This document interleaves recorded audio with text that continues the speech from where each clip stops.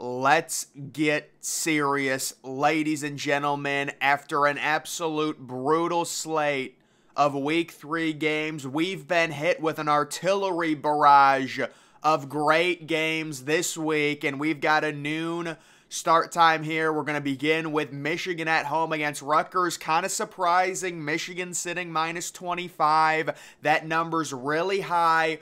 All the analytical models say it should be about Michigan minus 17, minus 18. Rutgers has been playing really well this year. They're 3-0. They have been competitive with Michigan 2 of the last 3 years, including one time on the road. You can understand, though, why Michigan is big favorites. Right now, they're 0-3 against the spread. They return Harbaugh. They have that entire factor going into it, but I am still taking Rutgers to cover this spread. Michigan will win this game easily, but Rutgers has a solid defense. If you want to argue, maybe Michigan with Harbaugh, they're going to be rejuvenated, they're going to crush them. Maybe Michigan will cover in this game, but all the numbers say Rutgers is a very good value play in this one. Michigan, J.J. McCarthy kind of struggling last week, the 3 interceptions. I think it was an aberration, but I will still take Rutgers, a solid defense and an improving offense with a young quarterback who is getting experience. I'll take them to cover in that one.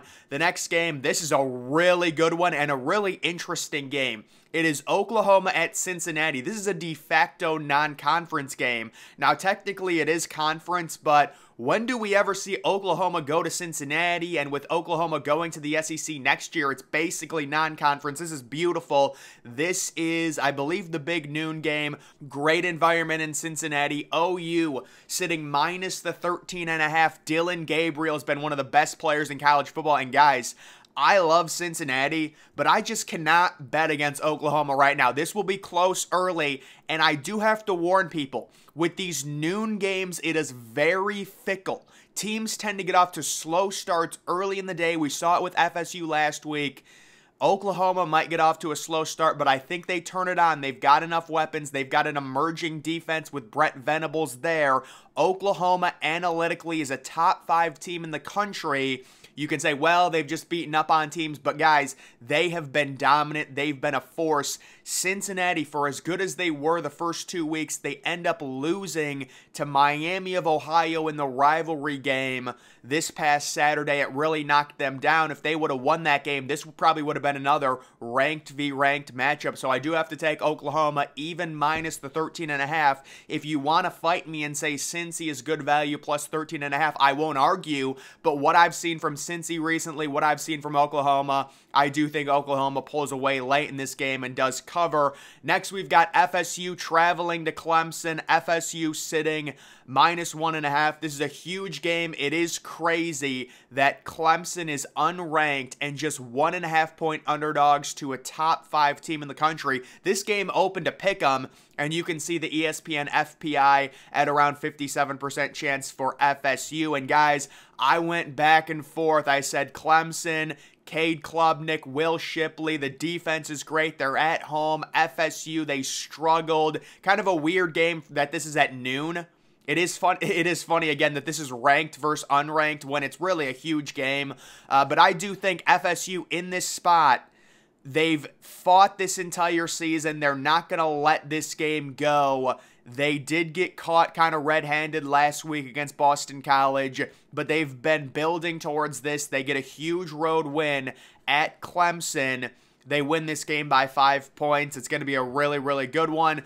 Moving on to the 3:30 games, it is Alabama hosting Ole Miss, and everyone is going to be in on Ole Miss. 6.5, there's no way. Alabama, they were 34-point favorites against South Florida. They didn't even come close to covering. They scored 17 points. Guys, the expectation here, Alabama switches back to Jalen Milroe. They're going to have a better offense. They're going to run the ball, run the ball, run the ball. The one big issue with Alabama, and it's not the offensive line, it's the receiver core. I do not see an elite receiver on Alabama's roster right now, which is really tough. I think the offensive line, for as young and as bad and as slow as they've been, they will get better. They're extremely talented.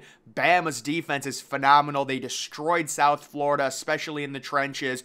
Ole Miss, to me, they're really a paper tiger. You take a look at their schedule. They beat Tulane without Michael Pratt starting. They barely won last week, and then you look at the score. Oh, it's 48-23. No. They ran up the score late. That was a close game against Georgia Tech. Bama sitting -6.5. I would not bet this game right now. I would wait. The public is going to bet this down to 4 or maybe 3. But guys, because people always do this, when you fade Nick Saban, he ends up covering. And I understand people are going to say, well, Nick Saban is done. He's lost his touch. Guys, this is like one of the most talented rosters Bama's ever had. It's not like Alabama is recruiting worse. It's not like they're losing kids to the portal at a higher rate. The roster is simply loaded with talent. It is oozing with talent. I could see a pick 6. I could see a defensive touchdown to get the crowd going. Alabama is not going to lose back-to-back home games. Remember, they lost in Tuscaloosa week 2 against Texas. I am not going to bet against the odds of Nick Saban coming back, and while the public fades Saban, this is exactly when he covers in a game like this and beats an Ole Miss team who, again, really is a paper tiger and is really due to not cover one of these spreads. Bama wins this game easily. Next, we've got another big-time 3:30 game. Well, I guess it's kind of big time. It's funny looking at this one. Colorado at Oregon. You can say maybe the hype is kind of dialed down a little bit. The Travis Hunter injury, very likely. I'm guessing he's out for this game. Oregon sitting -20.5. FPI says it's going to be a blowout. 94% chance for Oregon. And we know Colorado, even without Travis Hunter, they do have all those transfer receivers who are good. And they've got a very good quarterback. The defense is the big issue for Colorado and Deion Sanders. They have no depth there. They really don't have a pass rush. Bo Nix at home. Could you think of a more easy Heisman potential moment if you're Bo Nix? You're facing a bad defense. You're 20-point favorites, but everyone is hyping up this game because it's Deion Sanders. It's Colorado. They're ranked inside the top 20. I think Bo Nix is going to take advantage of this. He's going to go crazy against a bad defense. And guys, I think the over-under in this game is 72. I would probably still say over. Oregon's going to control it. The -20.5, I don't feel confident either way right now. I want to see where that shakes out. But yeah, this is going to be a very high-scoring game. Bo Nix, this Oregon offense, they've been phenomenal, albeit against bad teams. They kind of looked a little iffy at Texas Tech, but it was a tough game in a hostile environment. Now they're at home against a bad defense. I expect a big win here from Oregon as they beat Colorado. That would make Colorado 3-1. Another 3:30 game. It is Duke sitting -21.5 at Yukon. And Duke's a team, they've been covering spreads. I believe right now they're 3-0 against spreads, maybe 2-1 or something like that, because I don't remember if they covered against Lafayette. But in a game against Yukon, I am expecting some serious fight from Yukon. Let's remember a few things with Duke. For as good as they've been, it's not like they've got a crazy talent advantage over Yukon. Okay, you know, Riley Leonard, he's a really nice dual threat, almost Josh Allen-like. Like, I'm trying to think of someone that matches the Riley Leonard bill. Maybe it is Josh Allen. So he's a guy that doesn't turn the ball over. He runs a lot. But Yukon at home, you can maybe feel them sniffing a potential upset chance here. Again, it's not like Duke's going to out-athlete you. You know, they've got more talent. They've got a better quarterback, but Yukon returns a ton. You know, they've been okay this year. They kind of had their little breakout year last year when they made a bowl, and I think they keep it close. And also, it's a game where Duke is due to not cover one of these spreads. That's kind of why I'm going against them here. So I think Duke wins, maybe a lower scoring game, and Duke does not cover the spread there. Another 3:30 game. This is a 1:30 Mountain start time. It is UCLA going on the road to Utah, and the Utah situation, I'm not exactly sure if Cam Rising is going to be back or not. Either way, it's a very brutal situation because at this point, he's very rusty. If he comes back for this game against a ranked UCLA team, you know, Utah sitting -5, guys, when you've got Chip Kelly plus the 5 against an iffy quarterback, albeit in a tough environment, it's a very tough environment on the road at Utah. You've got the superstar young quarterback Dante Moore, and I've got 3 words: trust Chip Kelly, folks. Trust Chip Kelly. Lower scoring game. UCLA, Chip Kelly. This defense, guys, Chip Kelly is turning into a defensive wizard right before our very eyes. It's amazing. It is so inspiring. They're going to cover this 5-point spread. I've said from the beginning, I think this Utah team's a little bit fraudulent. even if Utah wins this game, I think it's going to be close. I understand the argument. Dante Moore, he's a true freshman coming into a big environment. He could throw a few interceptions, but it's not like this Utah team has really wowed me on offense. Even if they get Cam Rising back, again, he's gonna be very rusty. They've lost a lot of talent on that team. So I think UCLA covers this spread easily. This is a big-time Pac-12 game for sure. Another 3:30 game. It is Miami sitting -24 at Temple University. And this is an absolute upset type alert game. I love Miami football. They've got a great team. They just crushed Bethune-Cookman. They're looking very impressive. They beat Texas A&M in week 2. But this Temple team, they've been on a warpath. They just destroyed Norfolk State. This is going to be a really good close game. Remember, this game, I believe it's at Lincoln Financial Field, which is Temple's home field, so there's going to be nobody there because it is an NFL stadium, so there's going to be no atmosphere. It's going to be very hard for Miami to play. A lot of the kids are going to be hungover, guys. Let's just call it what it is. They're not going to want to play. They're pissed off. They're 24-point favorites. They don't want to go to Philadelphia, and we're going to see a very close game. I do think Miami pulls it off. This will be a big win for Miami football. They will pull it off. But Temple is really good this year. They've impressed me after 30 straight hours of film study on Temple. I started studying them at 1 a.m. on Sunday morning, and I just finished about 30 minutes ago. That's why I'm doing this video, and that's why I've calculated this score exactly correct, and it will be Miami winning by 3. But in my 30 hours of film study on Temple football, I came away with I think Temple's like the 23rd best team in college football. I'm not even kidding you. I think, Miami wins this game, but this is going to be a very good win if they do end up getting it. Moving on to the 4 o'clock game, we have Tennessee at home. Coming off of their loss to Florida, how do they respond? They're -20 against a UTSA team. We remember UTSA, guys. They've been good the last few years. This year, they're not nearly as good. I believe they're 1-2. And what will Tennessee do? Is it still going to be Joe Milton? Is it going to be Nico Lamanleva? I think the biggest issue with Tennessee, so there's a few things that's interesting with Tennessee. They actually have a pretty good pass rush, but they really don't have any receivers this year. So for Tennessee, I'm worried about their receiver core, no matter who the quarterback is. But this is a spot where I think it's a get-right game. I think Tennessee does drop a 50-burger. They start throwing deep again.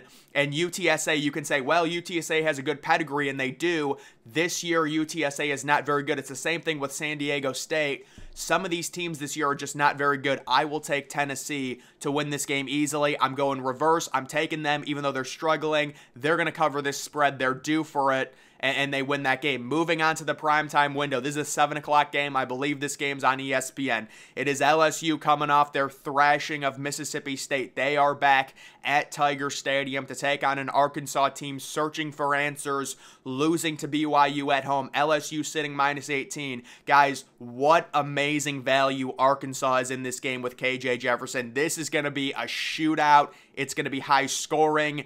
LSU will win this game late. They will stay within the top 12, but Arkansas is going to fight hard in this game. They're a wounded animal right now, losing that game to BYU. They're going to fight. They have nothing to lose. They might go up early in this game. It's going to be really fun, very high scoring. I would take the over, and I love Arkansas to cover that spread right there. Another 7 o'clock game.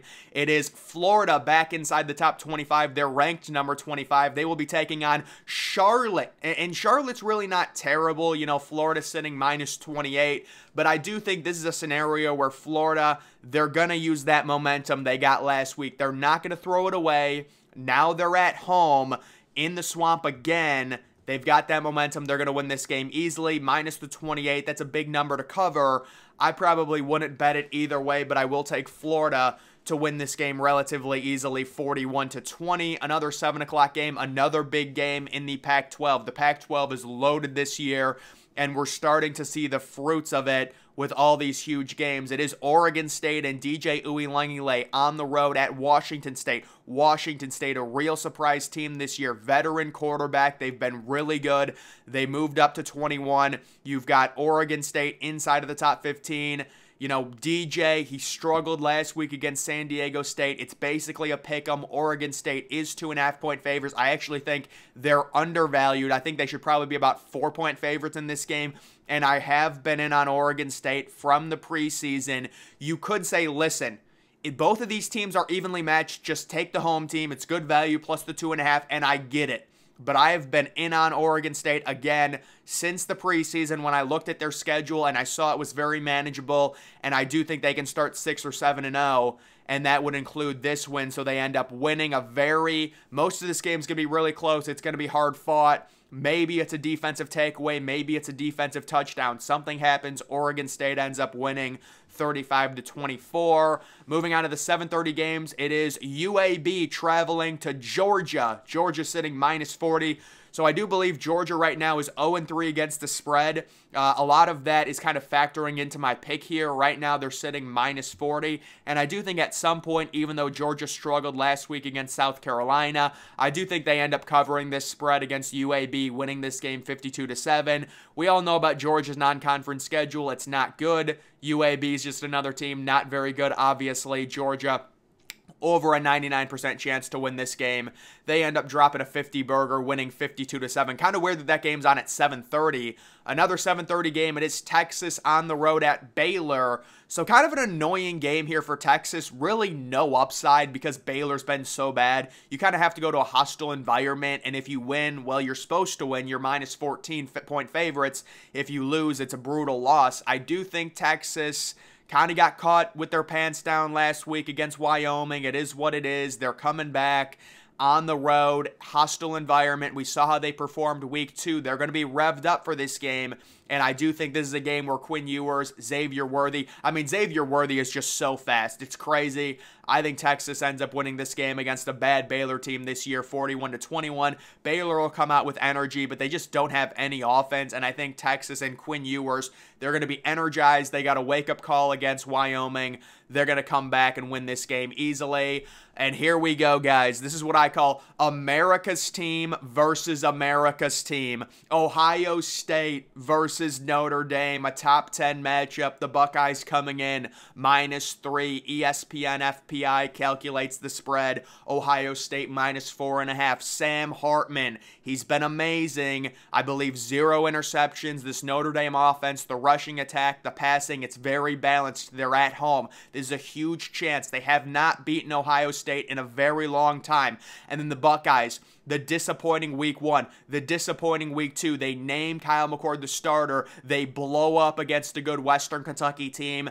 They were 28-point favorites. They easily cover the spread. They drop a 60 burger, and now they're ready to go on the road. Kyle McCord, can we trust him in a hostile environment? Trevion Henderson, Marvin Harrison Jr., Emeka Ibuka. That offensive line a little bit wobbly against a good Notre Dame defense. This is talent versus veteran leadership. That's all this. Notre Dame has the veteran leadership. They have the home field advantage. Ohio State has the pure, raw skill talent. This is going to be a very close game early. But guys, the Buckeyes end up coming out on top. Very good game. The game of the week.